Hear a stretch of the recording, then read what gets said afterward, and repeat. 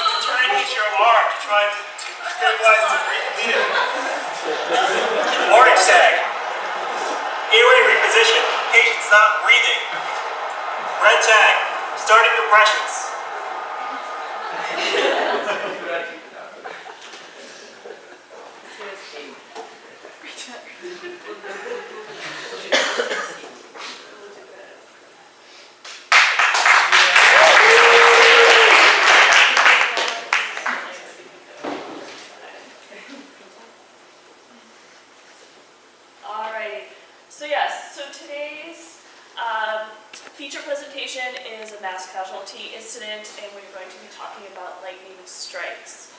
I'm going to start with a brief background on lightning, types of lightning strikes, and safety along with it. And then this concept that we saw in the video of the standard versus reverse triage that we see in lightning strikes. And then Act 2, we'll see the second video of our resuscitation. We'll go into the ABCs specifically for lightning strike resuscitation, as well as we'll go through a nice secondary survey specifically of injuries we would see in this type of scenario. And then we will summarize and talk about ultimate treatment and dispositions. Little things of what we won't be talking about or covering in this lecture, but keeping in mind that these happen at the same time. Are your blast injuries, your thermal burns, your large electrocutions, AC currents, and mass trauma. Okay, so it's a little difficult to get a lot of numbers of exactly how many injuries occur each year for lightning injuries because they're not mandated to be reported, but it's approximately 500 happen a year with about 50 deaths per year is what I was able to find. You typically get them when you're being outdoors, but keeping in mind this can happen indoors if you are doing construction or your old-fashioned landline. Some people have been known to get electric shocks that way as well. And it's not just during your typical lightning thunder storm. It can happen during dust storms, hurricanes, volcanic activity, anything that will charge the atmosphere, it can potentially discharge back to the ground. So what's helpful to know is exactly how lightning happens. So we have our water molecules will evaporate up through the cloud to the upper atmosphere of the cloud, and at the same time, the cooler air will condense down. As the air molecules are passing each other, you'll get a shearing of electrons. And when that occurs, you start to get this dissipation of electrical charge. But the ground is charged positively as well. So once you get that separation of charge, the positive, the negative, the positive to the ground, you start getting your electrical force.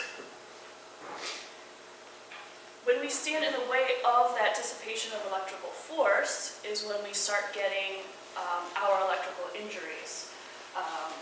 It's a direct current, and it tries to go through the object of least resistance.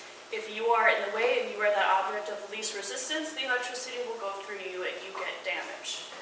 Specifically, your nerves, your muscles, and your mucous membranes have the least resistance, therefore the highest conduction. And things like bones, fat, tendon have the highest resistance, so you get least current through that portion of your body. Intermediate is your dry skin. All right. So we have our very neutral person we named Pat. He or she is outside and will demonstrate to us exactly how our bodies get in the way of electrical current. So least likely are your direct strikes. These tend to be the most fatal and the most devastating. Happens about 3 to 5% of all of the lightning injuries.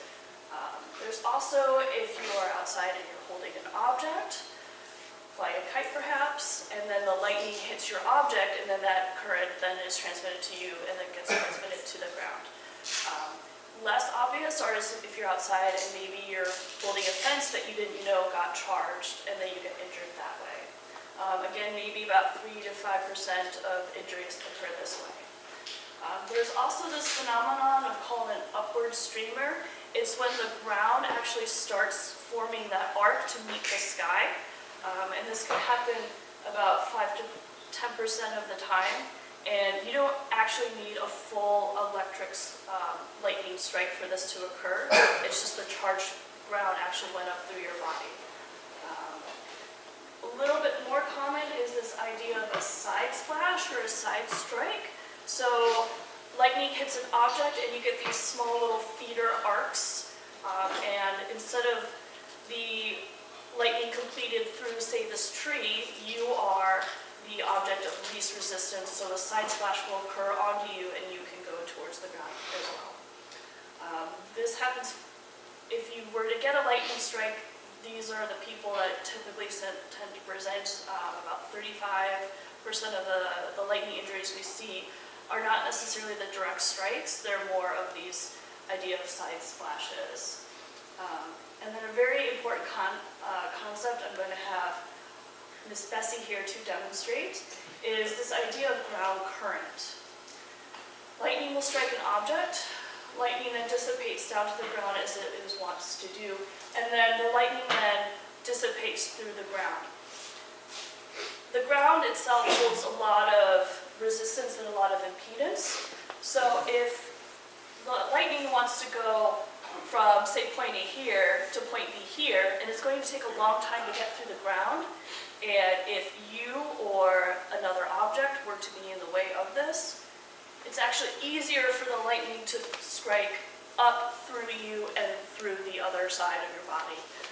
This is also called step voltage, ground voltage, and this is actually where a lot of the electric injuries occur because you don't realize that the ground is charged. So you go and you go to make a step, and that potential difference between foot 1 and foot 2 actually causes that arc in your body. So emphasizing prevention and safety, obviously, when you don't want to be outside. 2, you don't want to be near tall objects because you'll get that shower effect. And if you are to be outside, making yourself as small as possible, but also keeping your feet together will help make you less, say, attractive for this charge to go through your body. Okay. And again, the pre-hospital care, emphasizing safety. And then we'll talk about a little bit of this reverse triage and start triage that we had seen in the video. So we are familiar with this concept of a start triage. There's a lot of diagrams out there in terms of how to tag people, green, yellow, red. But for the sake of this, I'm going to make this a lot simpler for everybody. So I made my own. Okay. If you're walking, you're probably going to live. If you are walking after a lightning strike, you're probably going to be okay. and we could say, you are a green card, please go over there, and you will get help eventually.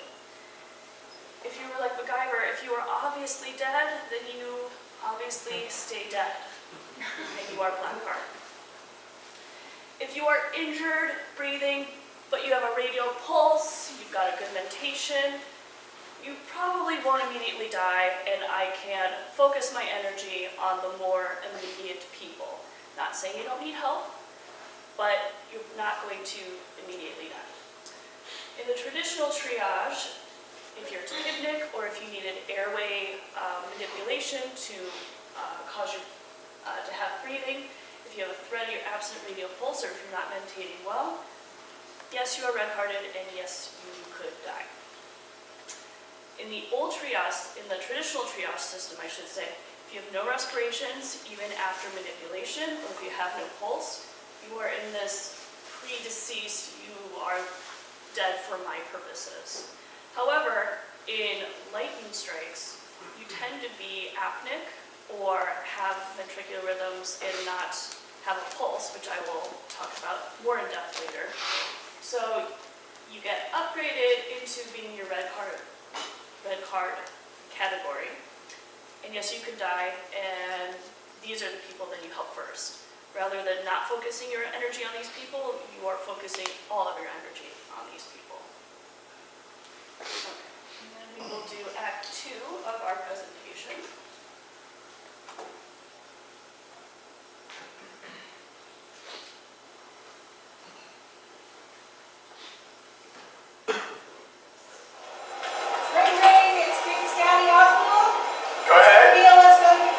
Okay, go ahead. Across the street, we got ran down, there's a lightning strike, and we'll be there in a few minutes. We're BLS. I'm sorry, did you say lightning strike? Lightning strike, super run. Okay, what's your UTA? Okay, guys, I've never heard about this. We had a lightning strike across the street in a male. It sounds like it's an adult. They're across the street, they're bringing him over right now. So let's get set up, I guess. Rhythmic Nordic airway, driving the procedure right, left. I'm going to do right. Sure. So it's a lightning strike, so I don't know if he's going to be in cardiac arrest, so let's anticipate airway, let's get all of our stuff set up, let's get our monitors defibrillated once you get in, let's get a set of vitals, and let's get ready to resuscitate him. All right, patient is here. God, guys, help me. He is in Is there a pulse? arrest. I don't feel a pulse. There's no pulse. Okay, let's start We're just CPR. bagging him. Okay, let's get him on the monitor, let's get a full set of vitals, and let's see what rhythm he's in. Monitor. Rhythmic, are you able to bag him? I'm able to bag. Okay, so we're going to do high quality CPR, we're going to get a rhythm, we're going to see what we're dealing with. This looks like an adult male, status post lightning strike. Is this VFib? That looks like VFib. Alright, let's get ready to defibrillate. MacGyver, do you mind working with the monitor? IV's in. And we're going to get ready to defibrillate. Okay. Bring him up to 200 joules. Charge it. And when you're ready, just let us all know. Shock. Clear? Okay. Clear. Okay. 1, 2, 3. Okay, let's resume CPR. Alright, let's just make sure, guys. Do we have IVs bilaterally? Yeah, we got IV in the left and the right. Blood was drawn. Do we have a pulse? We have a pulse now. We both doing CPR, so. I guess not. Okay, let's just. Right? Hold on, check the pulse. I feel a pulse. Okay, it looks like we've got return spontaneous circulation. Is that correct? We got a pulse. Give him the Tominate and Rocuronium. Tominate 20. We'll give 20 of Tominate and 100 rock. Perfect. And just let me know when you're ready to intubate and what you're going to use. So it's been 65 seconds. I have an 8-0. We're going to hold C-spine because we don't know what the circumstances were. It was just found down in this context. So we're going to hold C-spine. Ready? I'm ready. And nurse, if we can get X-ray over for a portable right after we're intubated. And then just let me know what you see. Okay, I see the epiglottis, I see cords. Okay. Any evidence of like inhalational injuries, smoke, burns? Not that I can appreciate. I can't see any singeing of the nares. Can we use that? Can we get the CO2? We are at... On our exam, it looks like we had fixed and dilated Can we pupils. listen for bilateral breath sounds? What do I hear bilaterally? We have crackles on the right. Okay. No breast cells on the left? What is it? What's Breast cells on the left. It's a Okay. 24th. Let's pull back a little. Let's deflate the balloon and pull back a centimeter. Okay, we're at 22. And then reinflate the balloon. What do I hear? Equal breast cells. Okay. All right, good. Let's start him on a drip of fentanyl, 100 mics per hour. When is respiratory here? Respiratory is here. What settings would you like? I'm going to start him at PRBC, FiO2 100%. I'll do 450 mils tidal volume. You like some PEEP? Yeah, 5. Great. Our respiratory rate. Respiratory rate to 10. I like the idea of rolling it. And then we're going to consult MICU just to get him down here. 1, 2, 3. It's on the skin. There's firming on the back as well. Okay, there's like healthy down the spine, any step No. No signs of trauma. Otherwise, rectal is okay. No blood. Pelvis is stable.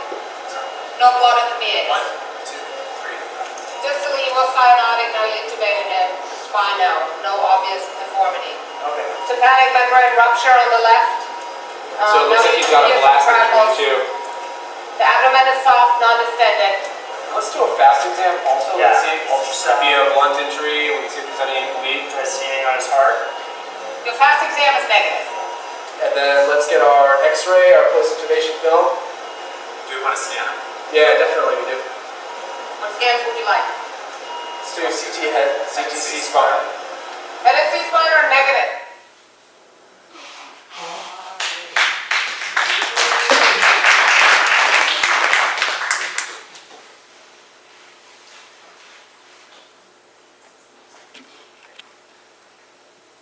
Alrighty.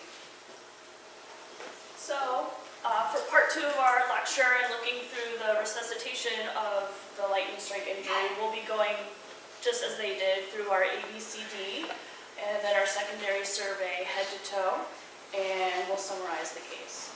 So, airway and breathing, we have obviously look for burns, trauma, especially for lightning and electrocution injuries.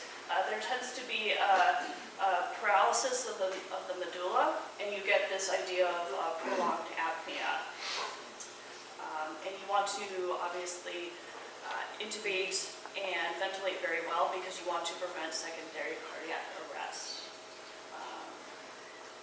Going on to circulation, you tend to have a lot of different dysrhythmias that can occur during lightning strike. Lots of ventricular dysrhythmias, your VTAC, your VFib, asystole, but also your prolonged QTC. You have ST elevations, depressions, inverted QT intervals as well. Interestingly with these is that they're actually fairly transient and fairly reversible and responds very well to ACLS and defibrillation. I was trying to get a lot of, looking through literature, it's a lot of case reports, and it seems like you have pretty much anything you can find in the cardiac exam. There's been documented cases of regional wall abnormalities, Takotsubo, but really everything seemed to have been resolved in a matter of weeks. The only thing I could find that potentially lasted a while was a pericarditis that happened for about 5 months. So very good prognostic disposition, even if they come in, say, pulseless and apneic. And then consider getting a troponin if they're having any sort of chest pain or EKG changes. But really, if they don't have either of these, you could actually say that you don't need one, because myocardial infarction is actually very, very, very low. And then you go on to disability. So you can have any sort of altered mental status, anything from transient amnesia to the event, to seizures to unconsciousness. Keeping in mind, you could also get intracranial hemorrhage with lightning strike specifically. There's a phenomenon with the electricity causing coagulopathy because of the basically superheated blood, and you could get a lot of intracranial mass and hemorrhage. Keep in mind C-spine, but also full spine precautions. Not only due to trauma, say that they weren't thrown across the room and causing injury that way, but the act of getting struck by lightning causes a lot of muscle spasm, and specifically the intrinsic muscles around the spine could actually cause yourself to arc, and you cause yourself to have a lot of injury and damage that way. And it's been found even if you had say a C-spine injury, that doesn't mean you don't have injury on other parts of the spine as well. So you really, when you scan, you should be doing the whole C-spine and whole spine as well. There's this interesting phenomenon of pyrolysis. It's a transient phenomenon. It happens more in the lower extremities than the upper extremities, which is why Pat here is kind of noodly in the legs. It's a severe vasospasm causing loss of pulses, paralysis, and mottling of the skin. So you could think that there's a severe spinal injury when really this resolves in about a day or so. So moving on to our secondary survey, there is a lot of findings, usually ENT, as we had sort of alluded to in our resuscitation here. So you can have anisocoria directly from electricity, the blown pupils, the fixed pupils. This is not actually due to brain stem like herniation, but rather it's more of a direct depolarization of your optic nerves. You can also have hyphemas, uveitis, you have your vitreous hemorrhage, and your retinal detachments as well. There's a phenomenon of these cataracts that one can get. This is a case study of an electrician who accidentally volted himself with over 14,000 volts of electricity, and he developed cataracts about 4 weeks later, these specific stellate type cataracts. They are reversible with cataract surgery, but he also had a lot of retinal damage and eventually did go blind. You also have these blast injuries, so you want to make sure that the TMs are okay, not perforated. This actually happens fairly common. Even if there's not, even if you're not thrown, the pressure wave of that superheated air, meaning super cold air, that's why we have our thunderclap after lightning, also just blows out the eardrums as well. But not only that, it could also disrupt the ossicles. And then just making sure we do a very good head to toe on our patient. We alluded to this in the video of this Lichtenberg figures. This is very pathognomonic specifically for lightning strike. What happens is, remembering that the skin has a very intermediate terms of conduction for lightning, so there's a pathway that will hit you, but it'll actually just shower over your skin and not actually penetrate your body. So these are remnants of the lightning actually flashing over you and then to get to the ground that way. These are very temporary, they're not really true burns, and they actually go away within 24 hours. Making sure we look at burns specifically for lightning is you get these full thickness, very punctate burns. They almost look like cigarette burns. It's not necessarily the full dramatic, like I had in the video where it's your full limb. They can also be very, very tiny, like these are some little tiny exit wounds, but again, full thickness, things that will need definitely very close burn center follow-up.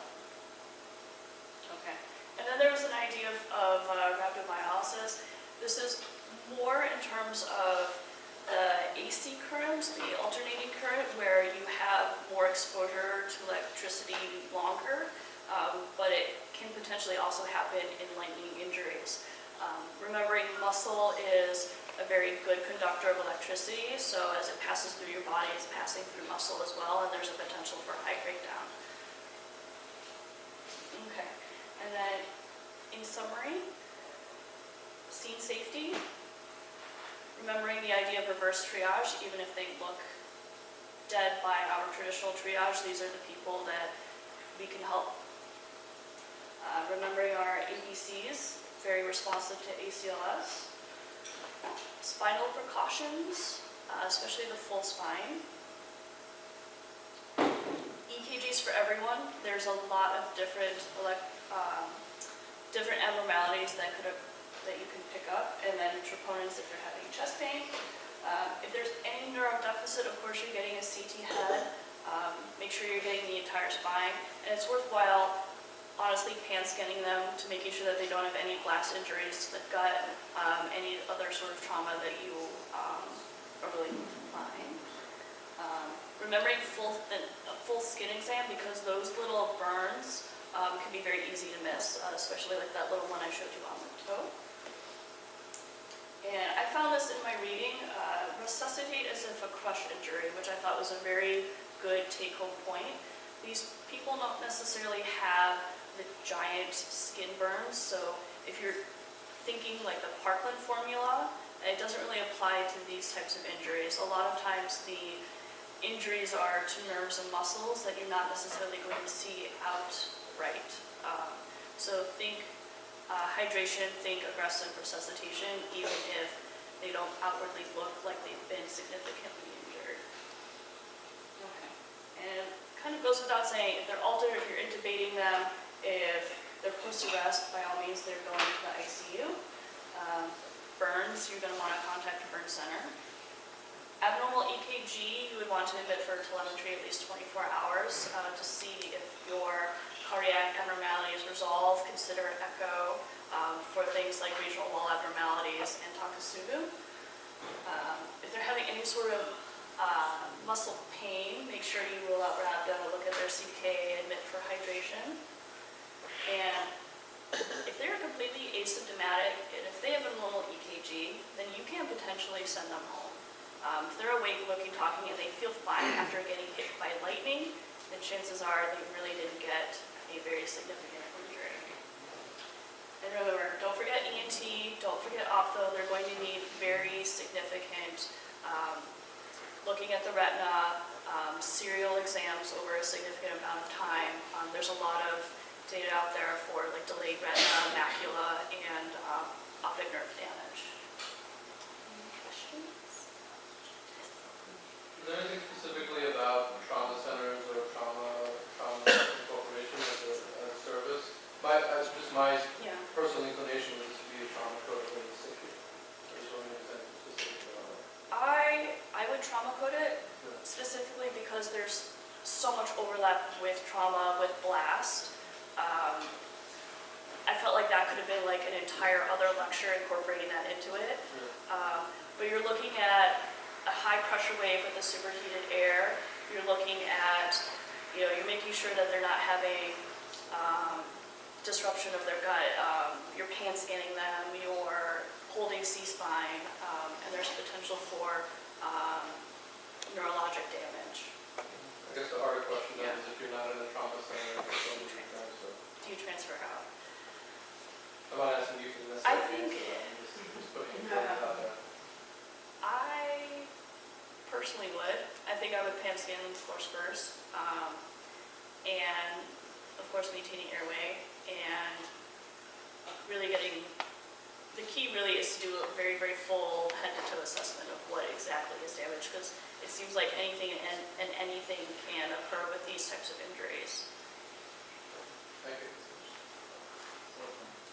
My thoughts on that is just going to be patient to patient, because some of the pathology is very medical and some of it's very, if they're very burned, if they have blast injury, that seems like you need a SICU, but if they're stable and they don't have any of that and you're more worried about rhabdo, that's more of a medical. So I think there's probably no one, because you can really vary it patient to patient. Or if they're having a huge... I agree with that a lot, especially because you said if you're going to transfer a patient, you actually shouldn't delay their care and get scans if you're going to transfer a patient, as opposed to your more medical concerns, you can keep that patient. So I think it's a case-by-case scenario. Versus if they have, say, an intracranial hemorrhage because they're having coagulopathy, does this need to be evacuated by a neurosurgeon? If they're having paralysis, you don't know if that's a traumatic paralysis or if this just is transient because they were just jolted with a lot of electricity and now their spinal cord is basically needs to recuperate and repolarize so you can regain your paralysis.